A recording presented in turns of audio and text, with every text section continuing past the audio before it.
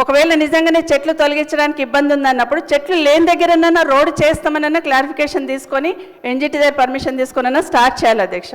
మీకు తెలుసు అధ్యక్ష ఎన్ని యాక్సిడెంట్లు అవుతున్నాయి. దయచేసి ఆ రోడ్ మీద క్లారిఫికేషన్ అని గౌరవ మంత్రి గారిని కోరుతా ఉన్నాను అధ్యక్ష. ఇది ఒక్కటే ప్రశ్నకు పరిమితమై జవాబు చెప్పండి సభ్యురాలు. ప్లీజ్. అంటే సార్ ఎప్పుడు కూడా హౌస్ ద్వారా మీ ద్వారా హౌస్ ద్వారా ప్రజలను మిస్గైడ్ చేయొద్దు. ప్రాజెక్ట్ కాస్ట్ ఈజ్ 800 కోట్లు, ల్యాండ్ ఎక్వేషన్కు 1300 కోట్లు వాళ్ళ ప్రభుత్వంలో చెల్లించిన. అధ్యక్ష నిజంగా చెప్పడానికన్నా 130 కోట్లు ల్యాండ్ ఎక్వేషన్ పే చేసిండు. అప్పటికి అపాయింటెడ్ డేట్ రాలేదు. ఎన్జిటీలో స్టే ఉన్నది. స్టే మన వెకేట్ చేపించి స్టే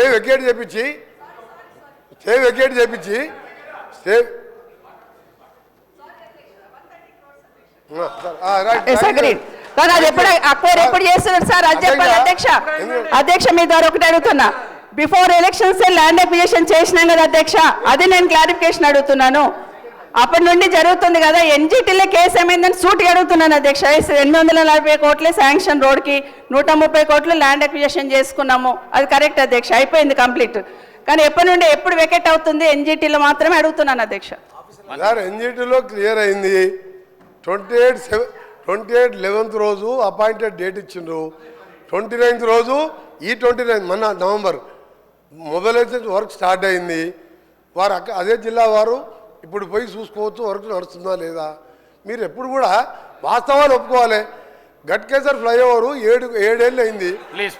మీ సంగతి చెప్పాలంటే ఒక రోజంతా పడుతుంది అధ్యక్ష, ఒక రోజంతా పడుతుంది.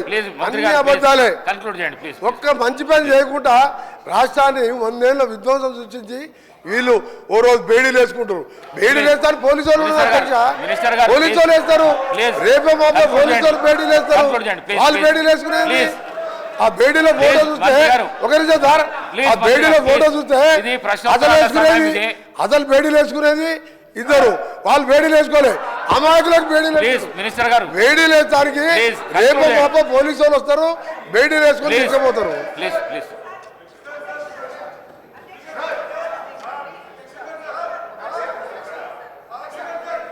హరీష్ రావు గారు దయచేసి మీ ద్వారా కోర్స్ మీరు కూడా 2 సార్లు నేమ్ చేసిండ్రు. ఒక మంత్రిని స్పీకర్ గారు నేమ్ చేసే పరిస్థితి వచ్చిందంటేనే ఆ మంత్రి అవమానంగా ఫీల్ కావాలి. ఎందుకంటే ఎలియా మినిస్టర్ పోయి పక్కన కూర్చొని అంగిబట్టి గుంజినా కూర్చుంటలేడు ఆయన పరిస్థితి అది.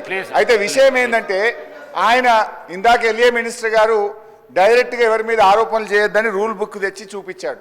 ఇప్పుడు మంత్రి గారు లేచి కాళేశ్వరం కమిషను హరీష్ రావు అని చెప్పి మరి నా మీద ఆరోపణలు చేసిండు కదా.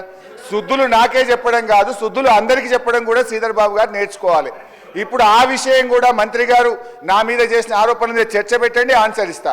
మరి ఆయన వెంకటరెడ్డి గారి కమిషన్ లిస్టు చదవమంటే నేను చదువుతా. కాకపోతే నాకు విజ్ఞత ఉంది, నోటీస్ ఇచ్చి చదువుతా.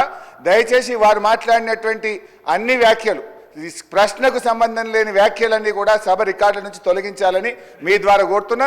శ్రీధర్ బాబు గారు మా గురించే లేచి చెప్పడం కాదు, మీ మంత్రులు మీ సభ్యులు తప్పు చేసినప్పుడు కూడా మీరు లేచి చెప్పడం మీ బాధ్యత.